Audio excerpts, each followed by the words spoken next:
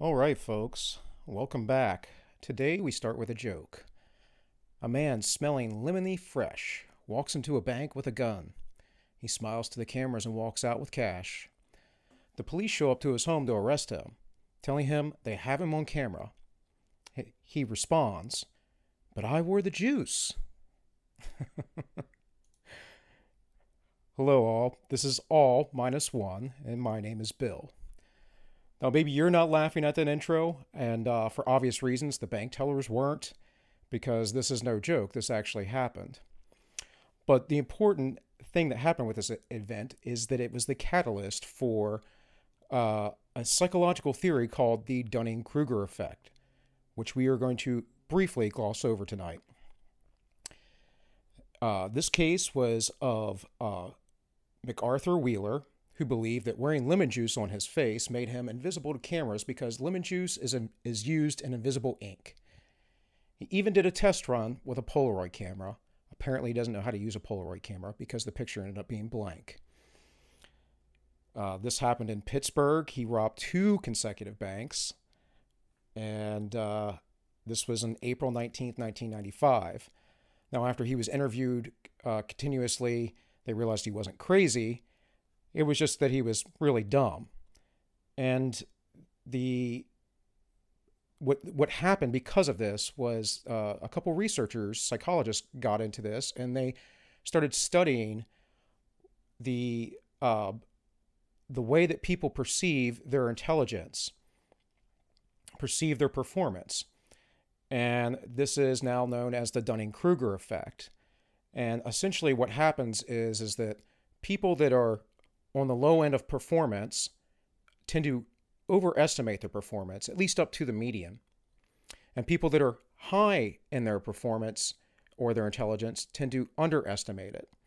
So if you do testing with people and you ask them how they thought they would score on a subject they don't know, most often they will be more confident that they scored well. On the other hand, if someone is rather well educated and they are more likely to evaluate their performance lower. And this happens until someone gets to the level of essentially an expert. And even then, many experts aren't necessarily as bright as they think they are. So the reason why I bring up this psychological phenomenon is that when we discuss things with people, when we look at things going on in the world, we have to understand that a lot of people are easily manipulated because they have a lot less knowledge than what they perceive that they actually have.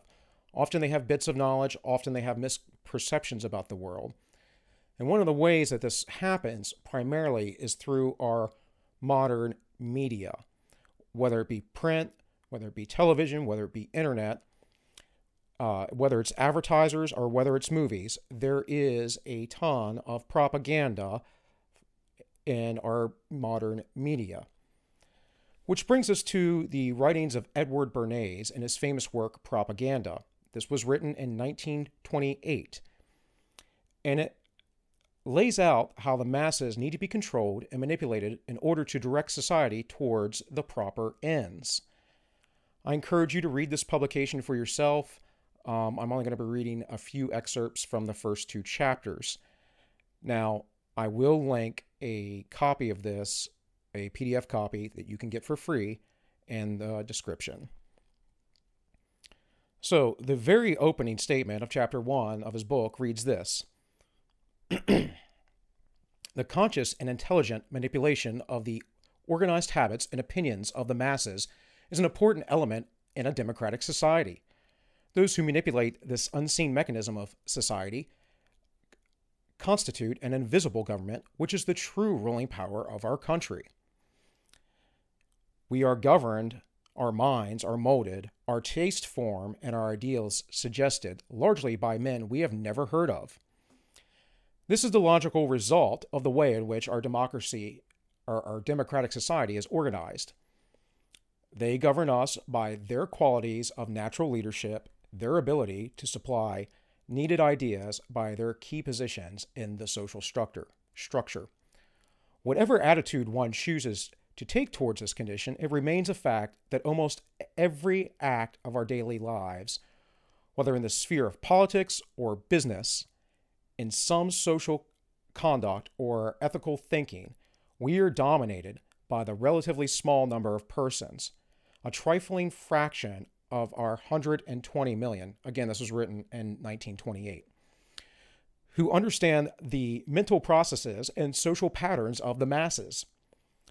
It is they who pull the wires, which control the public mind, who harness the old social forces and contrive new ways to bind and guide the world. In theory, every citizen may vote for whom he pleases. Our Constitution does not envision political parties as part of the mechanism of government, and its framers seem not to have pictured to themselves the existence of our national politics of anything like the modern political machine. But the American voters soon found that without organization and direction, their individual votes cast perhaps for dozens or hundreds of candidates would produce nothing but confusion. Invisible government in the shape of rudimentary political parties arose almost overnight. Ever since then, we have agreed, I didn't agree to this, but apparently everyone has agreed to this. Anyways, ever since then we have agreed, for the sake of simplicity and practicality, that political machines should narrow down the field of choice to 2 candidates, or at most 3 or 4. In theory, every citizen makes up his mind on public questions and matters of private conduct. In practice, if all men had to study for themselves the abstruse economic, political, and ethical data involved in every question, they would find it impossible to come to a conclusion about anything. Now here, he's obviously stating that most people just can't handle this level of information, which may be somewhat true. So there does perhaps need to be a way to disseminate it. However, it does not need to be manipulated. Continuing the text, we have voluntarily agreed to let an invisible government sift the data and high spot the outstanding issues so that our field of choice shall be narrowed to practical proportions. So again, narrowing your choices down. People don't always have a full amount of data, and they tend to think that they have more than they believe. Moving forward to text. From our leaders and the media, they used to reach the public, we accept the evidence and the demarcation of issues bearing upon public questions. For some ethical teacher, be it a minister, a favorite essayist, or merely prevailing opinion, we accept a standardized code of social conduct to which we conform most of the time. To avoid such confusion, society consents to have its choices narrowed to ideas and objects brought to its attention through propaganda of all kinds. Now, again, I didn't consent to this. Maybe you didn't consent to this. But this is what he is saying is how things actually work. Continuing, there is consequently a vast and continuous effort going on to capture our minds in the interest of some policy or commodity or idea. It might be better to have, instead of propaganda, a special pleading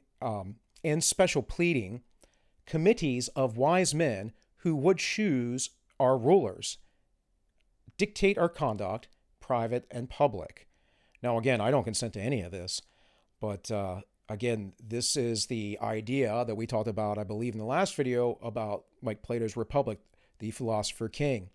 Is these people, the elitists, they know better than you, right? Or do they really? Back to the text. And decide upon the best types of clothes for us to wear and the best kinds of food for us to eat. Now, I'm not going to go too far off in the weeds with this, but if you understand the FDA guidelines and the food pyramid or whatever they're teaching now, they are fully not based on science and completely based on ideologies. You know, whether they be vegan ideologies, whether they be ideologies of, well, we can't feed everybody meat, whether they be ideologies of how do we essentially make people reliant on the supply chain and the food chain. They are all based on ideologies. They are not based on reason or scientific evidence. I know this because I used to do a ton of research on this stuff for years. Anyways, back to the text. But we have chosen the opposite method, that of open competition. We must find a way to make free competition function with reasonable smoothness. To achieve this, society has consented to permit free competition to be organized by leadership and propaganda. Some of the phenomena of this process are criticized. The manipulation of news, the inflation of personality, and the general ballyhoo, which I guess is an old word for nonsense or rigmarole, by which politicians and commercial products and social ideas are brought to the consciousness of the masses. The instruments by which public opinion is organized and focused may be misused, but such organizations and focusing are necessary to ordinary life. Now, again, this is kind of an important point because he's saying they may be misused. Well, if you're giving all these people power, if you're saying these people have so much power they can do whatever they want, obviously, I always defer back to Lord Acton's quote that absolute power corrupts absolutely. And therefore, I have a problem with this. I have a problem with people who have this much authority or power, especially without real accountability. Quote, as civilization has become more complex, and as the need for invisible government has been increasingly demonstrated, the technical means have been invented and developed by which opinion may be regimented. So,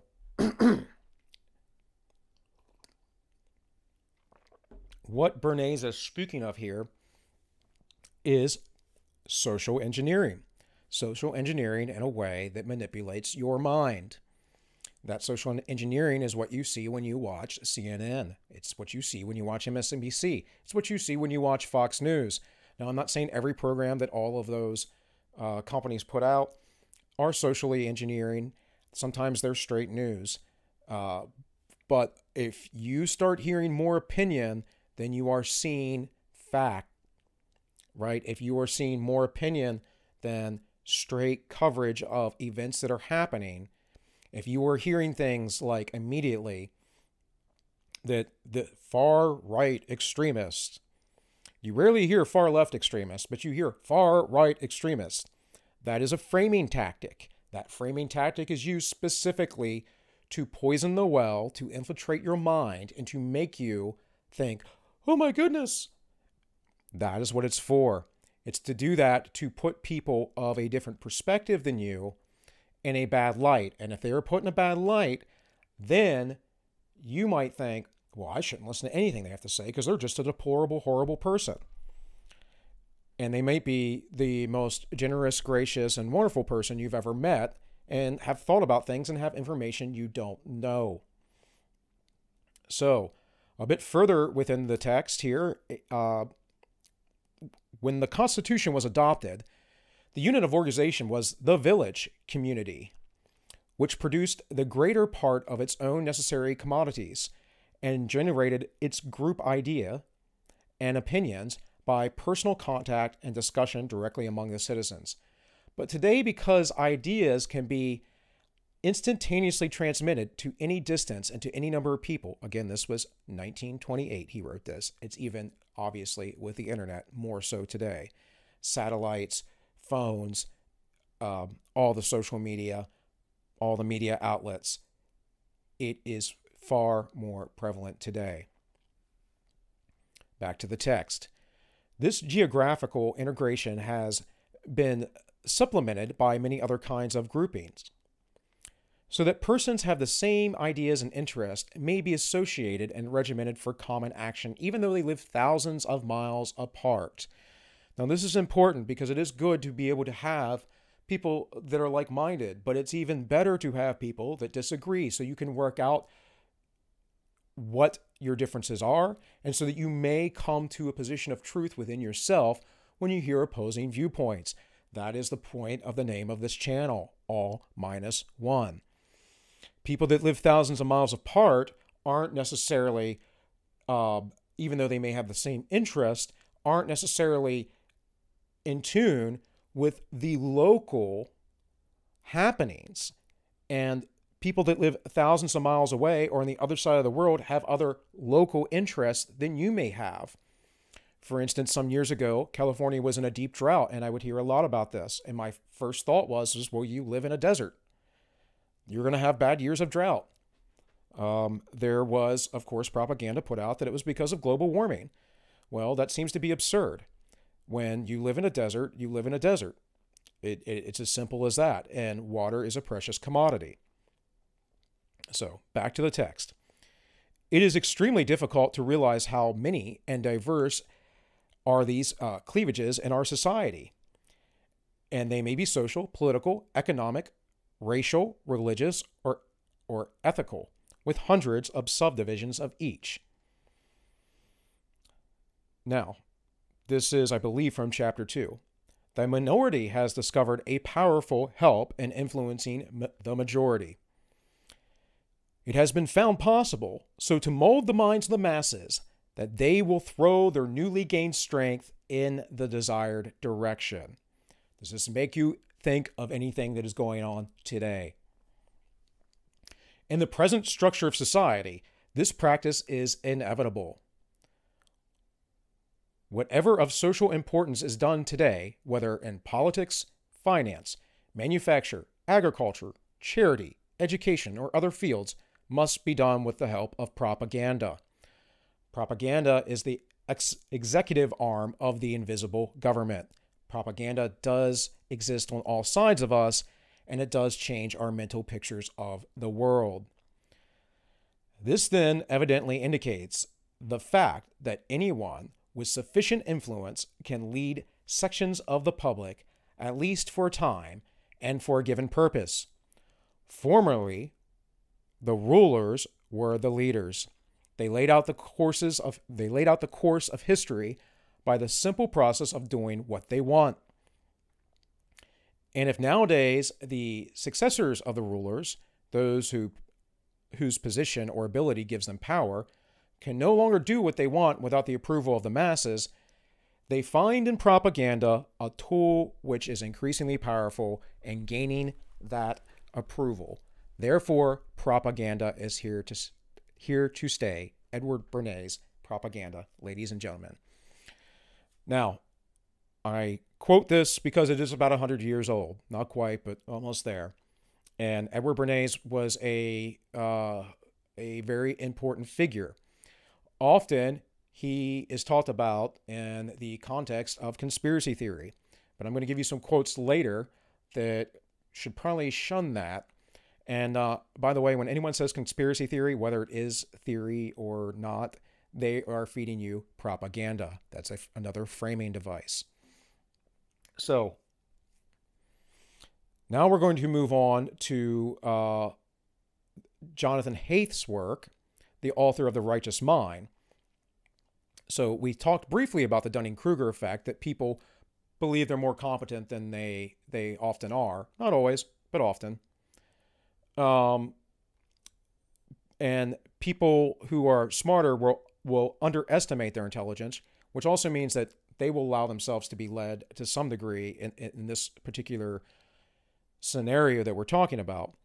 But what's really important that allows people to be susceptible to propaganda is deeply entrenched psychological heuristics. And if you don't know what heuristics are, they're essentially the mechanisms within your brain that are, they're like a stereotype of sorts. You know, if you ask someone, what's a bigger country, Mexico or Russia? I don't know off the top of my head because I didn't look this up, but I'm pretty sure it's Russia.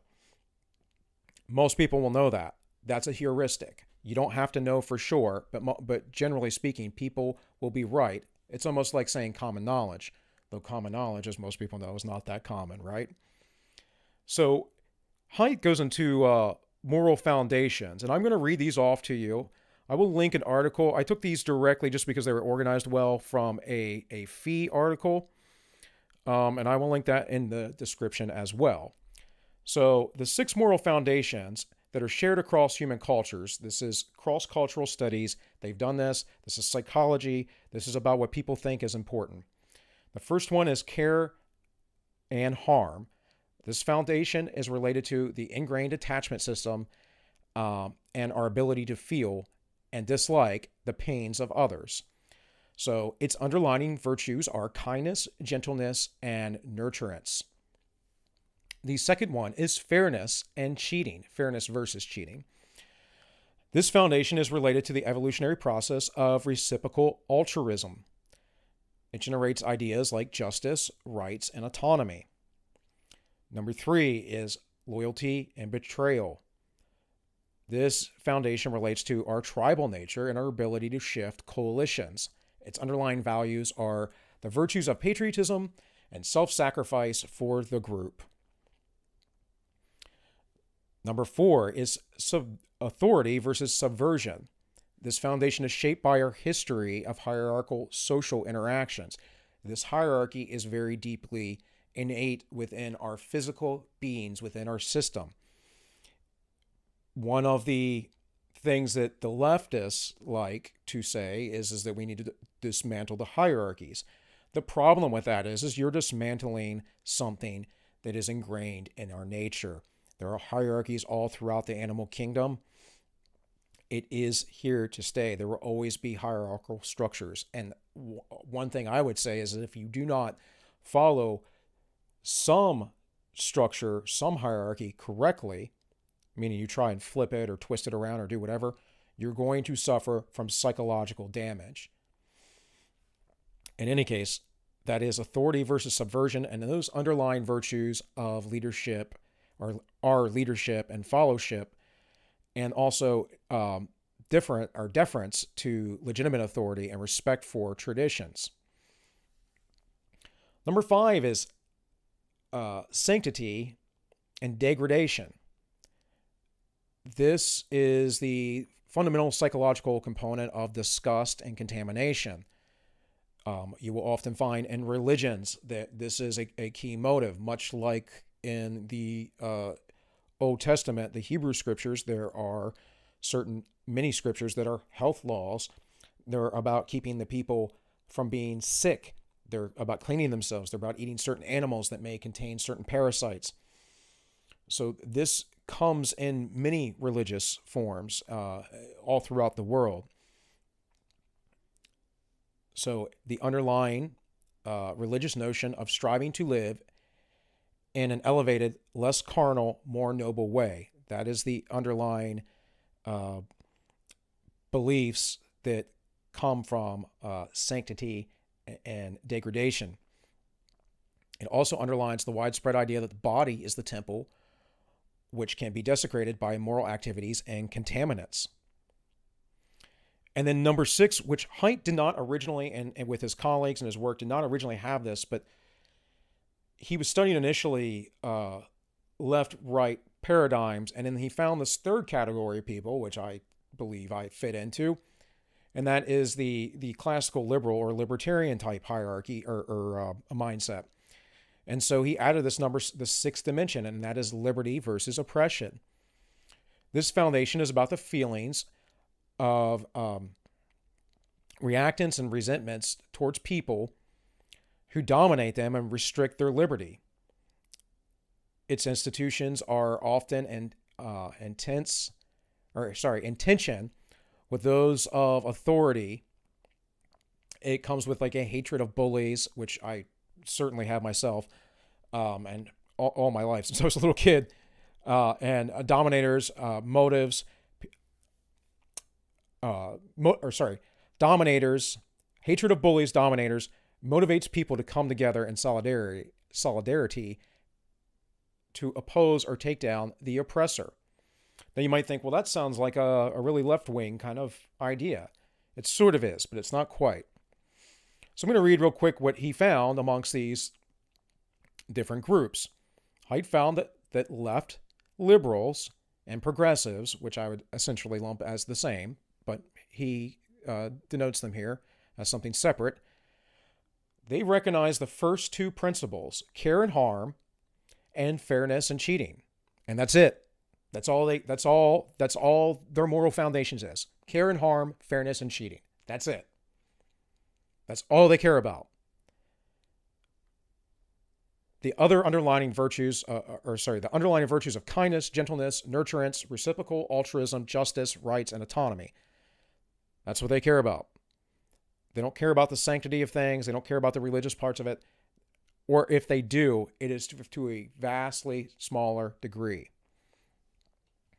Now, for the political left, loyalty, authority, and sanctity are perceived as not as proper morals at all, but based human traits responsible for the patriarchy, racism, sexism, xenophobia, and other forms of what they call oppression.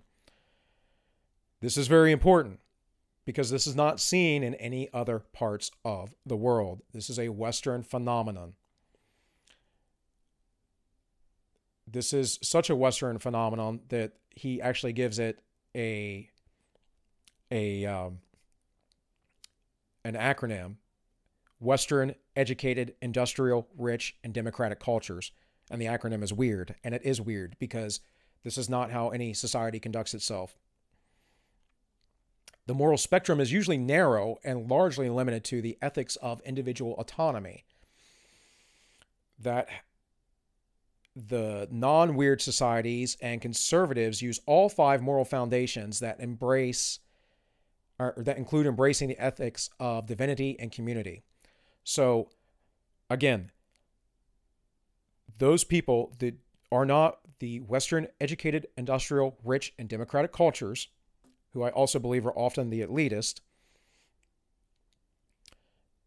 this isn't found amongst the non-weird societies or conservatives. They use all five moral foundations. Now, they may be balanced to some other degrees. The right places more value on sanctity of things like religion and authority and that kind of stuff. But they have across the board foundations in all of these moral principles. Libertarians or classical liberals in the European sense are a truly unique political species and are not easily placed on the left-right spectrum, and they prize the last moral foundation above all other values. Now, I don't completely agree with this. I would say most libertarians, most classical liberals, actually lean more to the right. There are some that when they lean to the left, they're talking about social policies, like economic policies to help out the poor. For a person like me who leans slightly more right, I believe that it is your duty as an individual to give to the poor. I do not believe in propping up or allowing the government to take from me to give to people they believe that they should give to. And there are very good reasons for this. We will get into Bastiat in a future episode. So moving on from there, I want you to really understand that propaganda is keyed up specifically racist, sexual, homophobes, Nazism, xenophobe, all that stuff. Propaganda is keyed up specifically to target these people and their moral values, their moral foundations. And when that happens, between that and their lack of actual knowledge, they won't talk with the other side or anyone who disagrees with them, and they're generally not allowed to. That happens, they are very susceptible to propaganda and to being manipulated. So I want to read to you a quote from Noam Chomsky. Now, Chomsky is considered a very brilliant man, and I'm not a fan of his politics per se, but he does say some insightful things. This was a speech he gave, What Makes Mainstream Media Mainstream, a talk at Z Media Institute, June in 1997. Quote, "The American business community was also very impressed with the propaganda effort. They had a problem at the time. The country was becoming formally more democratic. A lot more people were able to vote and that sort of thing. The country was becoming wealthier. and more people could participate, and a lot of new immigrants were coming in, and so on. So what do you do? It's going to be harder to run things as a private club. Therefore, obviously, you have to control what people think. There had been public relations specialists, but there was never a public relations industry. There was a guy hired to make Rockefeller's image look prettier and that sort of thing. But this huge public relations industry, which is a U.S. invention and a monstrous industry, came out of the First World War. Now, I didn't read you the quotes of this, but Bernays talked about this. Obviously, it was 1928. He was one of the leaders in it. Chomsky's about to throw that out there. The leading figures were people in the Creel Commission. In fact, the main one, Edward Bernays, comes right out of the Creel Commission. He has a book that came out right afterwards called Propaganda. The term propaganda, incidentally, did not have negative connotations in those days.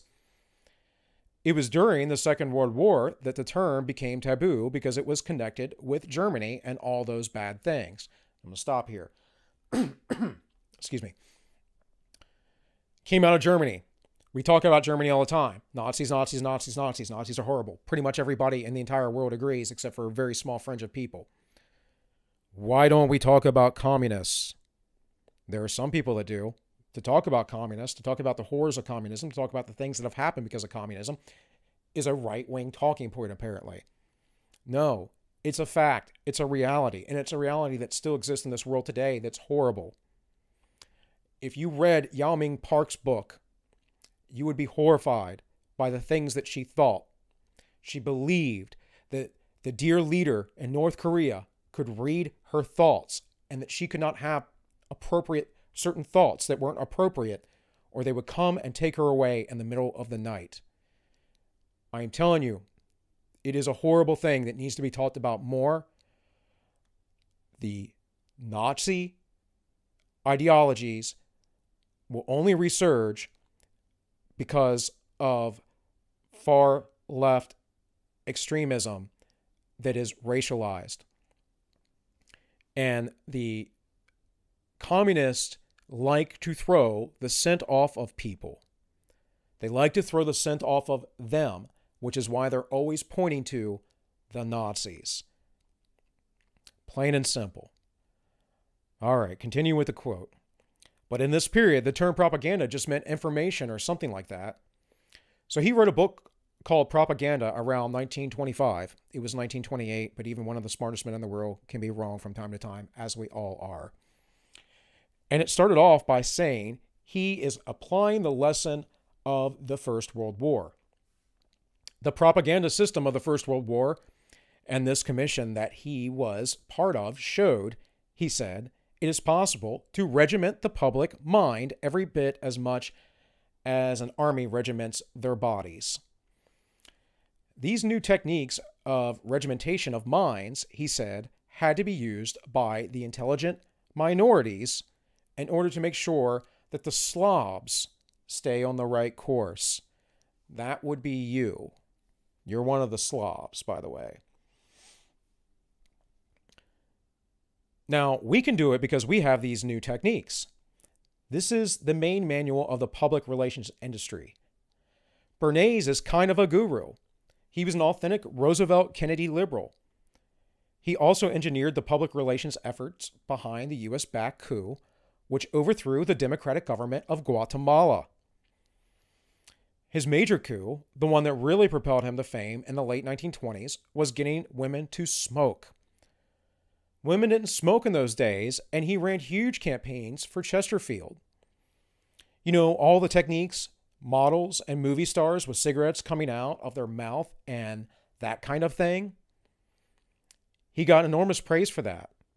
So he became a leading figure of the industry, and his book was a real manual. End quote. Noam Chomsky, ladies and gentlemen. Now, this was back in the 90s, but nothing has changed. He's writing about a guy that wrote this in the 1920s, 1928. models and movie stars coming out with cigarettes in their mouth, that kind of thing. What do you see when you see all these celebrities come out and go, this is what we should be fighting against. This is what we should be joining together. This is who you should vote for. Get out and vote. Go do this. Go do that. This is what's right. This is what's right. All the while, their life is a heaping mess of dung. And all the while, we constantly see things be uncovered over and over again about the wrongdoings and the evils that happen within Hollywood. They are part of this propaganda effort. You know, one of the things that I really hate, my wife does this, but she'll say about how much she loves some actress or actor or something like that. Oh, I really love them. And it's a very female, feminine kind of thing to do, to feel associated with those people, because you see them on screen and they tell you stories. You feel like you know them, especially when they're on a show for a long time. You get to know this character. Well, that is why they are used in the propaganda effort. Now, I want to read another quote real quick from Chomsky. And I, again, will link where I got that original quote from. This one is actually from my paperback copy of the book Propaganda. It's on the very front cover. Quote, Bernays' honest and practical manual provides much insight into some of the most powerful and influential institutions of contemporary industrial state capitalist democracies. End quote. All right. So we have done the Chomsky thing. I'm going to take a sip of water here real quick, guys. The next thing I want to talk to you about, all along the same lines, how you are being engineered to think the way that you do, is from Arrow Magazine. I will link this. This is Academic Grievance Studies and the Corruption of Scholarship. Now, if you aren't aware, there's a group of 3 people, Helen, Pluckrose, James Lindsay, and Peter Boghossian, who submitted articles to left-wing, extreme left-wing, feminist, radical, that kind of stuff, publications. Peer-reviewed publications. These were fake articles. They were meant to be satire, and they knew that the system was broken, and they exposed it. Since then, Peter Boghossian specifically has been in some trouble with the university system. I'm not so sure of James Lindsay or Helen Pluckrose, but what they were trying to do was expose what is wrong with the academic system. And mind you, the academic system is what teaches and trains your kids. When we talk about people going to university universally, we're doing that. We're preaching that because it is propaganda so that they can indoctrinate and brainwash your child. And we know this because this infiltration is well documented. That will be another episode for another time. So to quote from this article, something has gone wrong in the university, especially in certain fields within the humanities. Scholarship, based less upon finding truth and more upon attending to social grievances, has become firmly established, if not fully dominant. Within these fields, and their scholars increasingly bully students, administrators, and other departments to adhere to their worldview. Right? Might makes right to these people. Understand this. The worldview is not scientific, and it is not rigorous.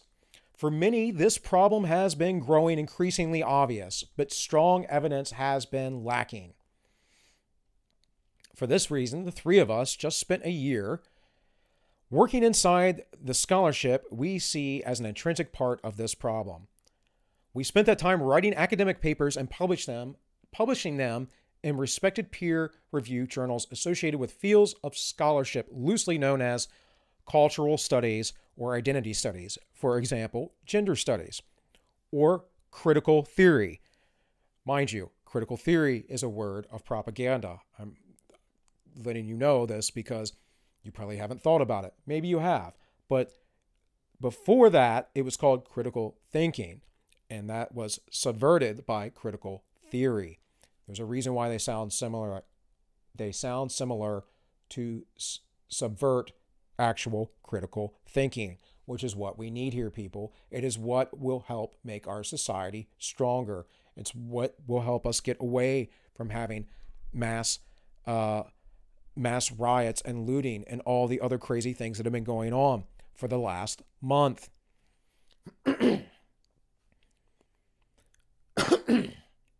Excuse me. Back to the text. Because it is rooted in that postmodern brand of theory which arose in the late 60s. As a result of this work, we have come to call these fields grievance studies, in shorthand because of their common goal of problematizing aspects of culture and minute detail in order to attempt diagnosis of power imbalances and oppression rooted in identity. We undertook this project to study, understand, and expose the reality of grievance studies, which is corrupting academic research. Because good faith conversations around topics of identity, such as gender, race, and sexuality, and the scholarship that works within them, is nearly impossible. Our aim has been to reboot these conversations. We hope this will give, especially those who believe in liberalism, progress, modernity, open inquiry, and social justice, a clear reason to look at the identitarian madness coming out of the academic and active left and say, no, I will not go along with that. You do not speak for me. And that's exactly what I'm saying. I haven't gone along with any of this. But I'm saying more of us need to stand up and say we're not going along with it. Not unless you want to have your society torn down. Not unless you want to eat yourself. I'm going to get to a second part of this real quick, but I want to put this out here that everyone should know that if you think you're on the right side, you're on the right team, you're on the left, and you're out there doing crazy stuff right now, you are one of the useful idiots that will be first to be put up against the wall, as Yuri Bezmenov said. And he was a former KGB agent who essentially his whole job was propaganda, subversion. He had to defect to America eventually because the left always eats itself. Did I not explain this yesterday when we looked at Zamatian and when we looked at Solzhenitsyn? He was part of the party. They eventually ate him. It happens. And the reason why is because it's never, ever, ever, ever about what is right or what is true. It is only about adhering to the party, to the cult, to the mindset, and to the dear leader. Part 2, methods. And again, I editorialize this slightly, just cutting out some quotes for the purpose of time. But let's get to it. While our papers are all out outlandish or intentionally broken in significant ways, it is important to recognize that they blend in almost perfectly with others in the disciplines under their consideration.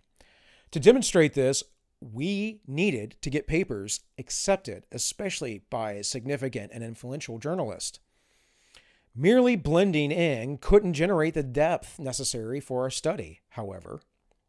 We also needed to write papers that took risks to test certain hypotheses such that the fact of their acceptance itself makes a statement about the problem we're studying. And it says see paper sections below.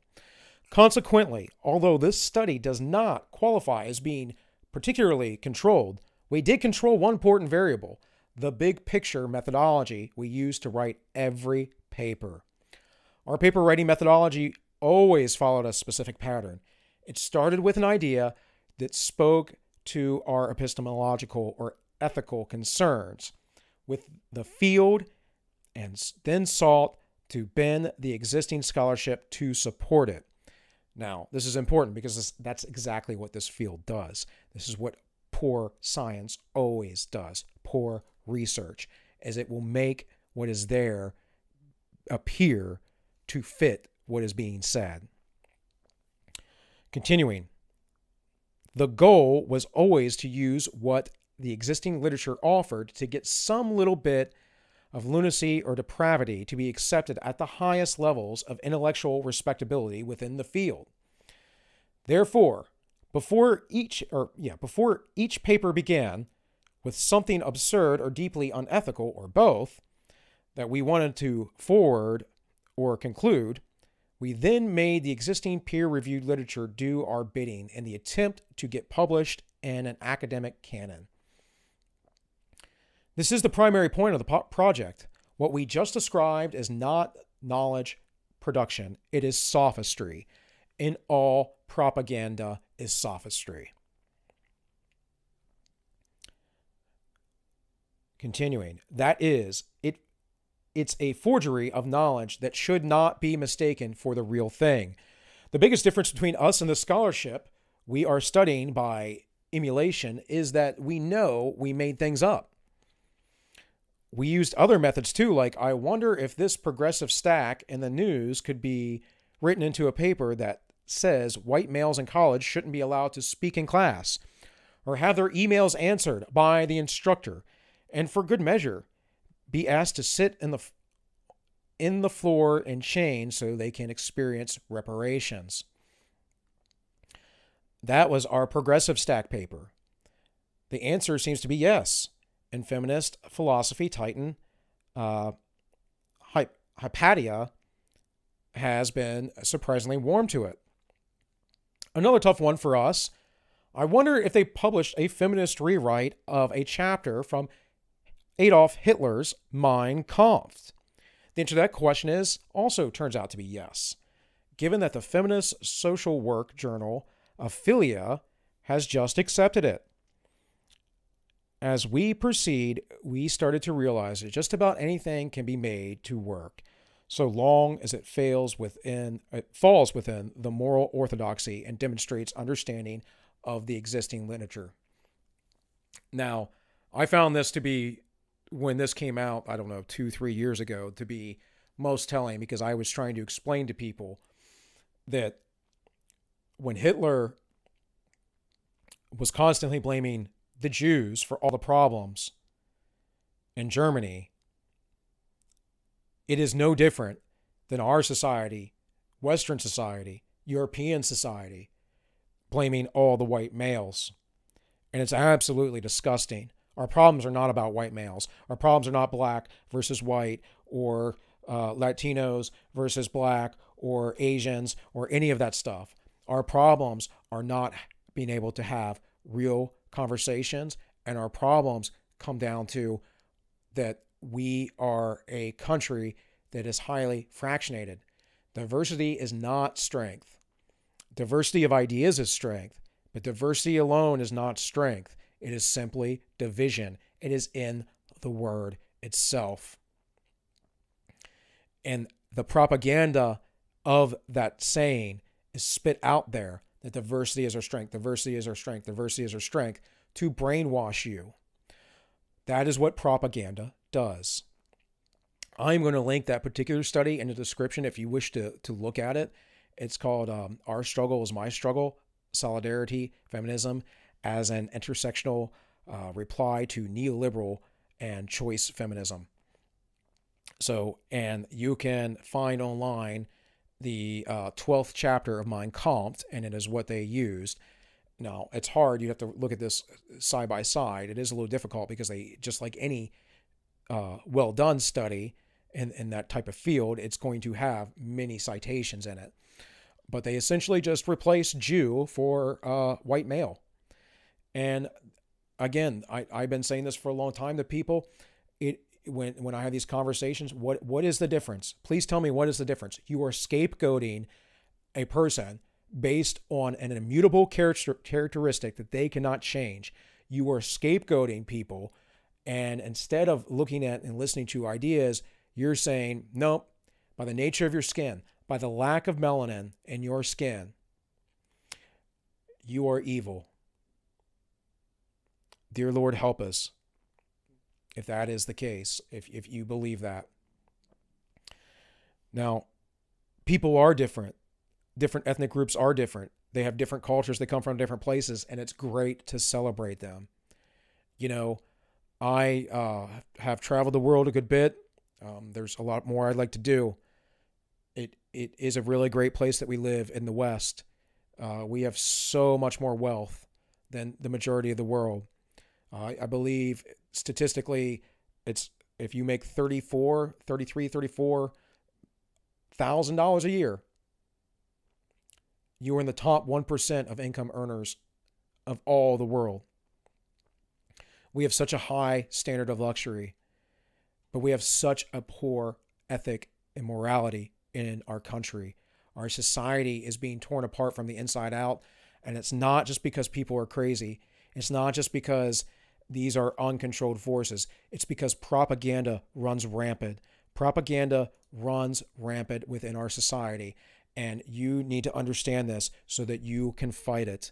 You need to understand the deeper forces of this. You need to read more. You need to reach out and have conversations if you can. You need to do your part, because I am only one voice, and everyone else out there writing articles or on the internet, they're only one voice. But if you want any sort of good life for yourself, for your children, for your grandchildren, you need to help stop this. And with that, I'm going to sign off. I'm Bill, and this has been AllMinucOne.